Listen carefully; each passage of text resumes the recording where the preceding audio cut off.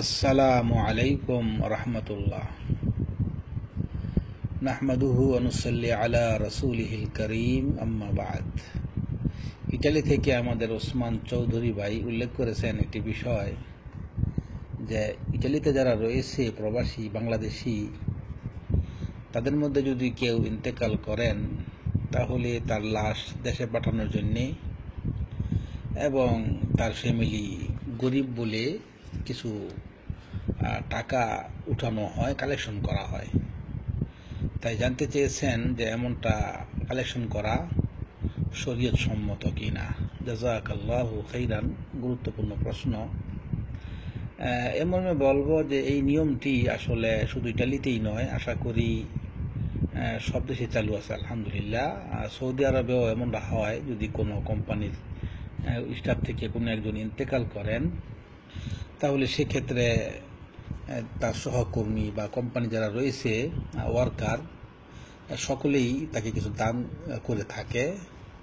কারণ এমন হয় অনেক সময় যে মাইয়েতের সন্তান থাকে ছোট, যারা এতিম হয়ে যায় এবং স্ত্রী বিধবা হয়ে যায়, বা অনেক সময় এমনও হয় যে তার মেয়ে বড় বালেক হয়ে গেছে, সেক্ষেত্রে বিবাহের জন্য তার খরচ প্রয়োজন। তো সেদিকে লক্ষ্য করে জেনে শুনে আমরাও এমনটা হয়ে থাকে সৌদি আরবে বা বিভিন্ন দেশে। তো এই মর্মে বলবো যে যেহেতু যদি কোনো বাংলাদেশি মুসলিম বা ইন্তেকাল করেন ইটালিতে, কুফুর দেশে, তো সেখান থেকে লাশটা নিয়ে আসাও জরুরি।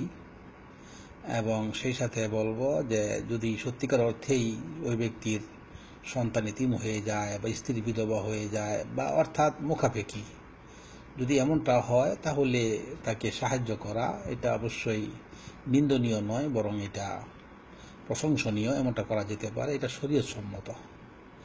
আর যদি এমনটা হয় যে যিনি মারা গেছেন তিনি তার ফ্যামিলি যে অবস্থা রেখে গেলেন, সচ্ছল অবস্থা রেখে গেছেন, অর্থাৎ তারা দান সৎকার যোগ্য নয়, সেক্ষেত্রে যদি তারা হাত বাড়ায় সেটা অবশ্যই ঠিক হবে না। কেননা ইসলাম এরকম যেটা ভিক্ষা, এটাকে নিন্দা করে। যিনি সত্যিকার অর্থেই উপযোগ্য মুখাপেক্ষী তার জন্য জায়েজ, কিন্তু যিনি মাশাআল্লাহ সচ্ছল, তিনি কেন ভিক্ষা করবেন বা সাহায্য চাইবেন? তো এ মর্মে ইসলাম উৎসাহিত করে না। কিন্তু যদি কোনো ব্যক্তি সত্যিকার অর্থেই তার ইন্তেকালের সময় তার ফ্যামিলির অবস্থা মানে গরিব হয় বা অসহায় হয় বা সাহায্যের প্রয়োজন হয়, তো সেক্ষেত্রে আপনি আমি করতে পারি। এতে ইসলাম বাধা প্রদান করে না, বরং এটা একটি ভালো কাজ, এটা করা যেতে পারে। আশা করি বুঝতে পেরেছেন। জাযাকাল্লাহু খাইরান।